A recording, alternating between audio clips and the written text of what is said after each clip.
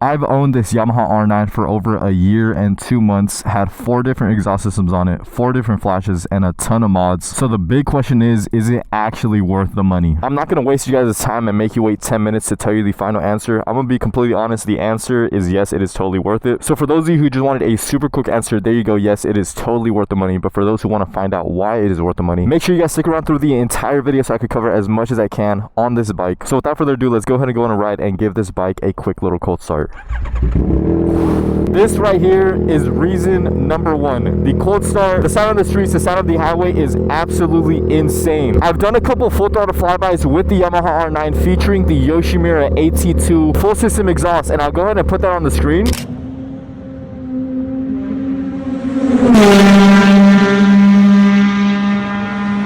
As well as the Dominator GP3 exhaust system.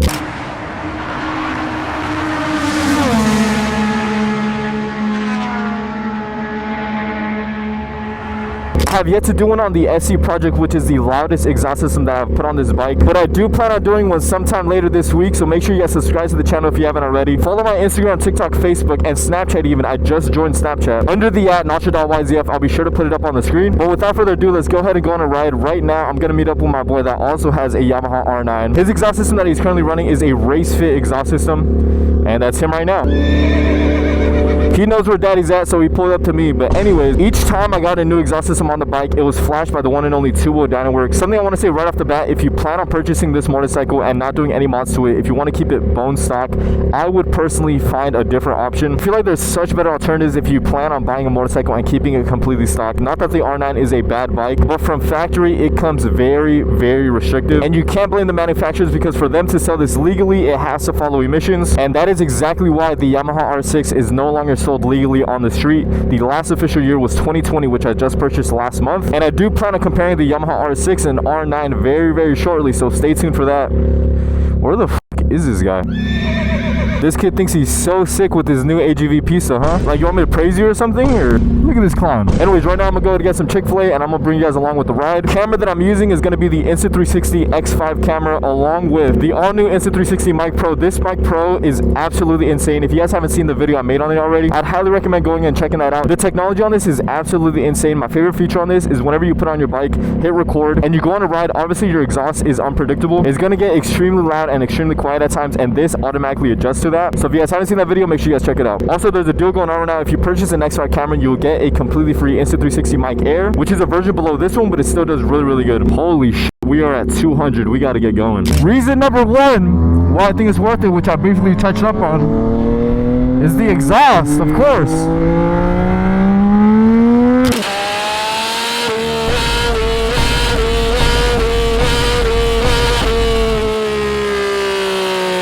The exhaust, oh my god, the pops, just letting off throttle, hearing the pops on the R9. Now, for the exhaust systems, I've tried 4 different ones. 1, of course, being the OEM, 2 Yoshimura, 3 Dominator, and 4, which is my personal favorite,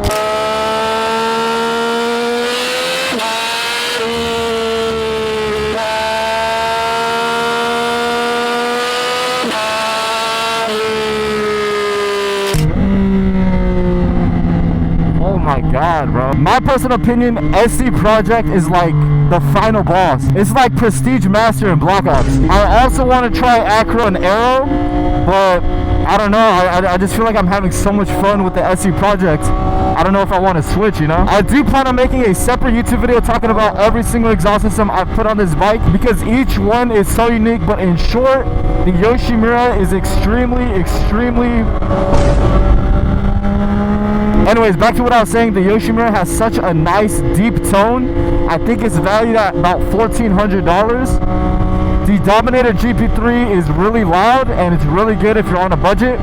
After taxes and shipping, I think it's about $615. The SC Project has the best tone, loudest exhaust system, full titanium, but it's priced at around $2,000. All of those individual exhaust system reviews are posted on my YouTube channel, so if you guys want to see them, I'll be sure to link them down below, so make sure you guys check that out. Alright, y'all, just picked up some Chick-fil-A, and where do we leave off? Now let's talk about pricing on the Yamaha R9. MSRP is $12,500 in the United States. Actually, this is for the 2025 model. I believe for the 2026 model it went up in MSRP. Correct me if I'm wrong down below. So 12.5 MSRP is not bad at all. It's really not compared to all these other motorcycles. Although I don't know if I said it earlier in the video, if you plan on just buying this motorcycle and keeping it bone stock, I honestly wouldn't recommend it. There's an extremely bad dead spot in second gear, and it honestly just kills the life of the bike. If you're gonna get an R9, I'd highly recommend tuning it or flashing it so that you can remove those restrictions. I promise you it'll be worth it. You'll be riding the bike to its fullest potential.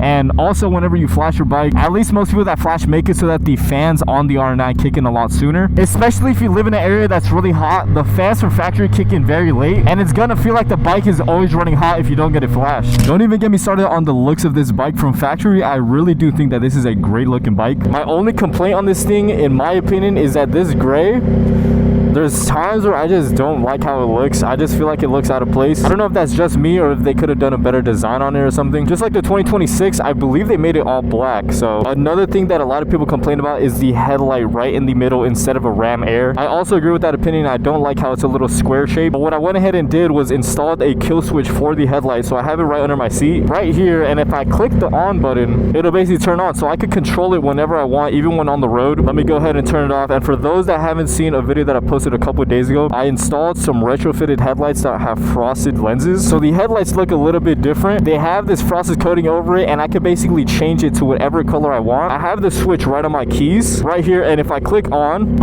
it's all controlled through the app, and you can pretty much change it whenever you want. I personally like red. Now, there's a lot of other things I did to this bike, such as mirror block-offs, plus turn signals. We got the Puig windscreen, levers, quick turn throttle tube. We got the quad lock system with charging, GPR stabilizer, a flash ECU with the DNA Stage 2 air filter, quick release gas cap, some slider action down here. We got a kill switch. We got these wings installed, which honestly changed the look of the bike entirely. We also got a taillight from JL Designs. We got a closeout, and I think that's pretty much it. We're also rocking Power 6s for the tires. SE Project, of course. Yeah, I think that might be it, and I'm honestly pretty satisfied where we're at right now. Of course, the next thing to do, which I'm thinking pretty heavy on, is a fairing kit. I low-key want to change the look of the bike entirely. I don't know if I want black anymore. I've been rocking black for over a year, so I think it might be time to change it up. Also, with the 2020 R6, right now it's black, but I do have a fairing kit on the way.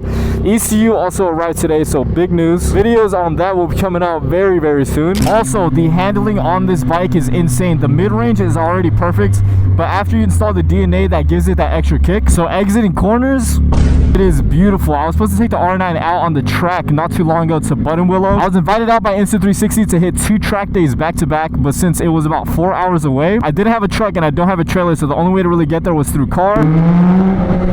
Sadly, not the R9, but I was able to experience an S1K. The experience on the S1K, I'm not gonna lie, it makes me want to get one. But I just feel like a lot of people have the S1K, so I don't know if I want to pull the trigger on that. Another thing to know about the R9, the power is there whenever you need it. Whenever I was riding the R6, don't get me wrong, it's an amazing bike, but you only get the power after 8,000 RPM. And with the new flash, it should perform a little better, but on the R9, bro, the torque on this thing is absolutely insane. It just goes. So I'm gonna keep it under 80 miles an hour, but watch the...